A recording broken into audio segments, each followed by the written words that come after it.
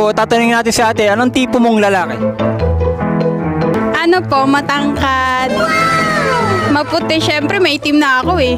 Singket. Nice. Tapos may sense of humor. Wow. Naksa. Mahilig ka ba sa mga foreigner or what? Syempre maganda lahi ng foreigner. Doon na tayo. Doon na tayo.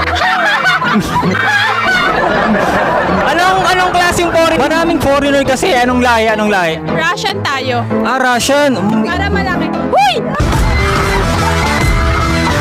Ano, ulitin mo. Para malaki. Para malaki. Para malaki. Malaki ang ano? Yung pagmamahal, syempre. Ah, malaki ang pagmamahal. Personality. Mabait, malaga. Scarlet at saka matalino. Bakit? Lahat. Kasi lahat ng mga ex mo, manloloko eh. Naks naman humugot ah. Hindi mo babaero. Tapos po yung mas matanda. Mas matanda. Okay lang yung malaki yung agwat sa'yo. Mga ilang taon ang agwat? Mga 10 taon ba? Hindi lang po. Sure. Pangalan mo? Edlin po. Ano? Edlin.